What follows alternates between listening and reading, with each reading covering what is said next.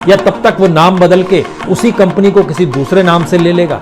यह इस देश का अजीबोगरीब सिस्टम है जो हमारी आंखों के सामने अब आ गया है। वो दिवालिया घोषित हो जाता है लेकिन रईसी में रहता है। ये खेल कैसे समझ में आएगा किसी को कि ये 68,607 करोड़ के दायरे में जो 50 टॉप विलफुल डिफॉल्टर है जिन्होंने कहा हम पैसा नहीं लौटा सकते, क्योंकि 2014 से अगर जिक्र हम आपसे करेंगे तो आपको जानकर हैरत होगी कि 2014 से 2019 तक 6,60,000 करोड़ रुपए इस देश में माफ कर दिए गए, जो कि एनपीए में माने जाते हैं, जो कि कर्ज बैंक से लिया जाता है वो माने जाते हैं। और इसी दायरे के भीतर में जब और आप घुसिएगा तो आपको समझ में आएगा कि मौजूदा वक्त में 11 लाख करोड़ से ज्यादा का एनपीए है, वह भी कैसे वसूलेंगे, क्योंकि सिस्टम काम हमारा इसी रूप में करता है कि जो कर्ज ले, करोड़ों के कर्ज ले, उसके लिए एक रास्ता बन जाए। वह देश छोड़कर जाना चाहता है, देश छोड़कर चला जाए, दूसरे देश की नागरिकता ले ले और हम यहां पर केस दर केस करते रहें, उसकी वापसी, पैसे की वसूली नहीं होगी। कि ये 68,607 करोड़ के दायरे में जो 50 टॉप विलफुल डिफॉल्टर है जिन्होंने कहा हम पैसा नहीं लौटा सकते हैं, इसमें से अधिकतर के खिलाफ ईडी का केस है, सीबीआई केस चला रही है। सभी ने खुद को दिवालिया भी घोषित कर दिया है और इन कंपनियों को कुछ और लोगों ने खरीद लिया, वहां पर जो उन्होंने लोन दिया उसको भी माफ कर दिया गया। ये कौन सा खेल है? जिक्र मेहुल चौकसी से करें, मेहुल भाई का जिक्र आपने सुना होगा। यह जिक्र कई शब्दों के जरिए या कई आवाज के जरिए बड़ा महत्वपूर्ण शब्द है। ये गुजरात से आते हैं। मेहुल चौकसी आजकल की तारीख में भारत में नहीं रहते। ये एंटीगुआ बारबाडोस जो है वहां पर एक आइलैंड है, वहां की नागरिकता इन्होंने ले ली है। बड़ी कम रकम में मिल जाती है, 10 लाख रुपए दीजिए आपको वहां की नागरिकता मिल जाएगी। इनकी 3 कंपनियां जो गीतांजलि जेम्स लिमिटेड है 5,492 करोड़, गिली इंडिया लिमिटेड है ये 1,447 करोड़ रुपए, नक्षत्र ब्रांड लिमिटेड है 1,109 करोड़। यह एक मेहुल चौकसी का नाम है। इनके साथ आपको नीरव मोदी भी आएंगे, वह तो लंदन की जेल में है। मेहुल चौकसी एक आइलैंड पे हैं जिसका जिक्र हमने किया। इसके बाद आइए देखिए संदीप संजय झुंझुनवाला, इनके खिलाफ भी ईडी ने मामला शुरू किया, इनके खिलाफ भी जांच शुरू हुई और जांच के जरिए पता चला कि इन्होंने कितनी संपत्ति को डाइवर्ट कर दिया है अलग अलग शेल कंपनियों में और इस देश की 14 बैंक को इन्होंने चूना लगा दिया। 4,314 करोड़ रुपए माफ कर दिए गए जो कर्ज इन्होंने लिए थे। इस फहरिस्त में हमने जब अध्ययन करना शुरू किया कि 2014 के बाद से 2019 तक अगर 6,60,000 करोड़ रुपए माफ किए गए तो कितनी कंपनियां होंगी। आप कल्पना कीजिए कि 750 से ज्यादा ऐसी कंपनियां हैं जिन्होंने 1,000 करोड़ तक का लोन लिया है, उनको माफ कर दिया गया। यानी इस देश के भीतर में राशन दुकान से 23 करोड़ लोगों को राशन मिल जाए, उसके लिए सरकार को खर्च लगभग 1 लाख करोड़ से ज्यादा का नहीं करना होगा, जो उन्हें फ्री ऑफ कॉस्ट 3 महीने दे दिया जाए। लेकिन यहां पर तो 6 लाख करोड़ रुपए यूं ही माफ कर दिया जाता है। इस देश के भीतर में सरकार की जो योजना थी, चाहे वो उज्ज्वला योजना हो, चाहे वो जनधन योजना हो, कोई भी योजनाओं को जब आप जोड़ना शुरू करेंगे तो आपको जानकर हैरत होगी कि इन योजनाओं के प्रचार प्रसार का खर्च, इन योजनाओं में अगर पैसा मिल गया होता तो कम से कम उनकी जिंदगी अभी पटरी पर होती। पैसा बहुतों को नहीं मिलता, योजनाओं का ऐलान होते चला जाता है। उन सब को भी जोड़ दीजिएगा तो इस देश के भीतर में सिर्फ और सिर्फ 75 ऐसे लोग हैं जिन्होंने बैंकों से जो लोन लिया और बैंकों को नहीं लौटाया और खुद को दिवालिया घोषित कर दिया, देश छोड़कर भाग गए। उसी रकम को अगर डाइवर्ट कर दीजिए तो उस रकम में ये सारी योजनाएं इस देश के भीतर की आ जाएगी, जिसको हम लोग वेलफेयर स्कीम कहते हैं। तो हमारे यहां का इंफ्रास्ट्रक्चर इस बात की इजाजत देने की स्थिति में नहीं आ पा रहा है। और जो डर लॉकडाउन के बाद की स्थिति का है, यह इसलिए है क्योंकि इस देश में रोजगार को लेकर कोई स्थिति थी नहीं, इकोनॉमी को लेकर कोई सोच थी नहीं।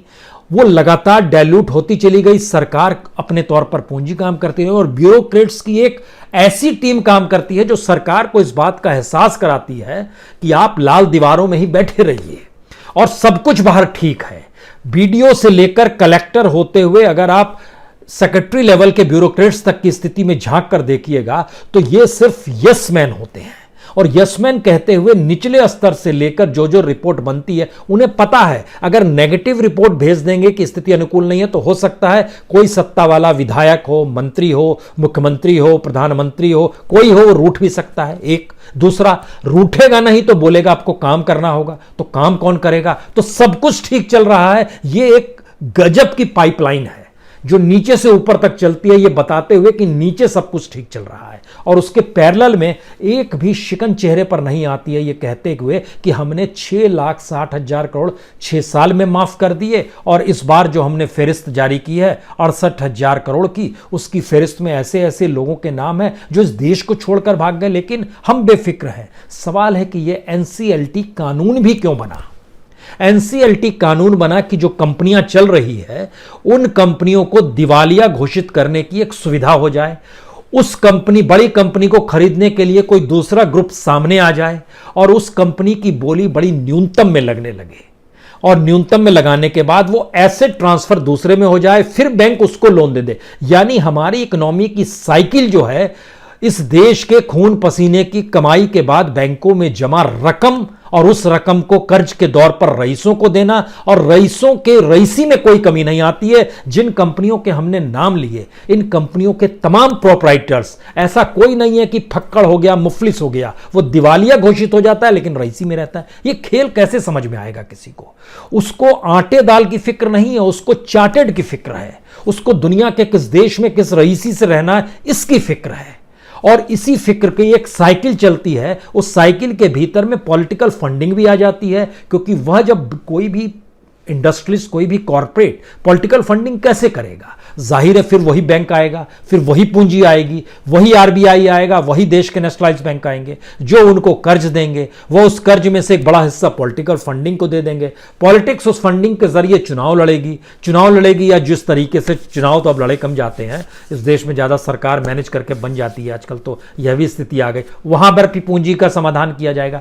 यानी सिस्टम क्या है हमारे यहां? सिस्टम बड़ा साफ है अपने यहां।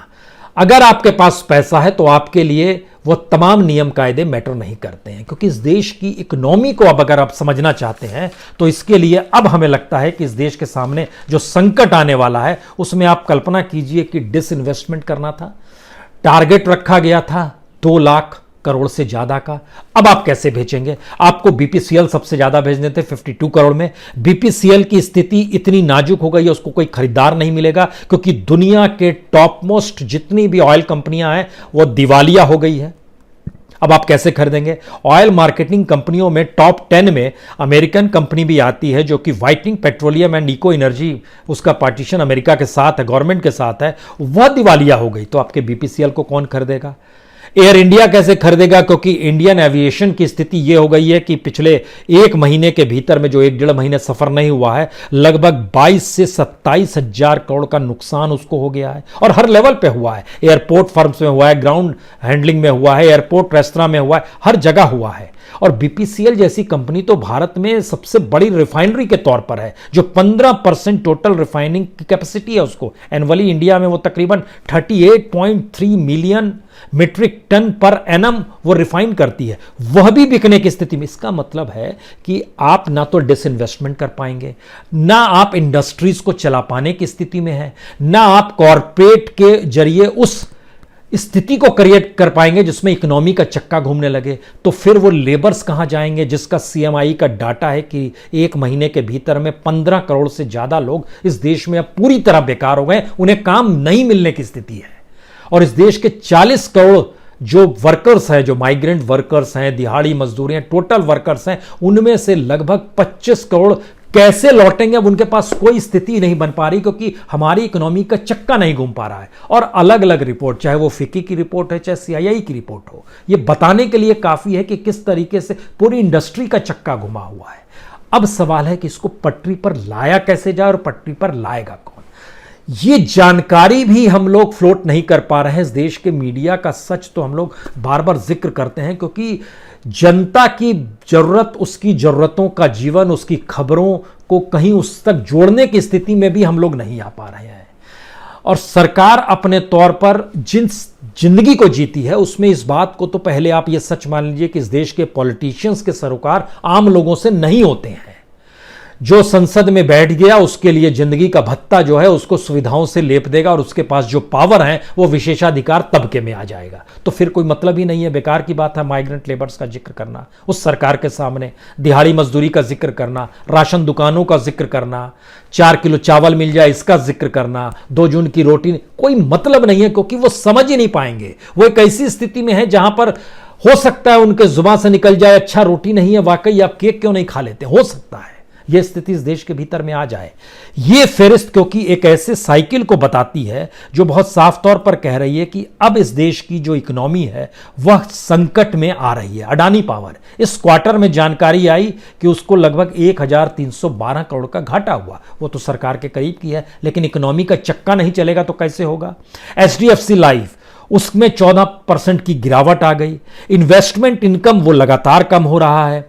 और इन सब के बीच जो अलग अलग तरीके से अब कंपनियां बिकने की स्थिति में कैसे आ रही है, जैसे इंफ्रास्ट्रक्चर डेवलपर हैं, शाहपुर जी डेवलपर के तौर पर जाना जाता है, उन्होंने अब जो ग्लोबल इन्वेस्टमेंट फर्म है KKR, उसको अपने 5 सोलर एसेट को बेचा है, वो तकरीबन 1554 करोड़ में, और 159 मेगावाट महाराष्ट्र में निकलता था, 148 मेगावाट तमिलनाडु का, वो बेच दिया। अगर उनसे 1 साल पहले कहते कि बेच दे की स्थिति में है और दूसरा खरीदार मिल रहा, नहीं बेचते। नाजुक स्थिति समझिए, और इसके लिए हमारे पास कोई प्लान नहीं है, कोई योजना नहीं है। और योजना सिर्फ इतनी है, पैसा है, बैंक से लोन लीजिए, बैंक से लोन लीजिए, उस पैसे को किसी दूसरी जगह इन्वेस्ट कीजिए, उस दूसरी जगह की जानकारी किसी को मत दीजिए, वह आपके अपने परिवार के रईसी में खर्च होगा। सरकार करेगी तो ईडी को सक्रिय करेगी, CBI को सक्रिय करेगी, बैंक गुहार लगाएगी RBI से, और ये अपने तौर पर चीज़ें चलती रहेंगी। आखिर में वो जिस कंपनी के नाम पर लोन लिया वो बोलेगा ये तो दिवालिया हो गई, और फिर वो पैसा न लौटाने की स्थिति है, उसके जरिए रईसी चलेगी, फिर वो कल एक दूसरी कंपनी रजिस्टर्ड कराएगा, वहां पर लेगा, या तब तक वो नाम बदल के उसी कंपनी को किसी दूसरे नाम से ले लेगा। यह इस देश का अजीबोगरीब सिस्टम है जो हमारी आंखों के सामने अब आ गया है। लेकिन आप क्या कीजिएगा, इसको ठीक कैसे किया जाए?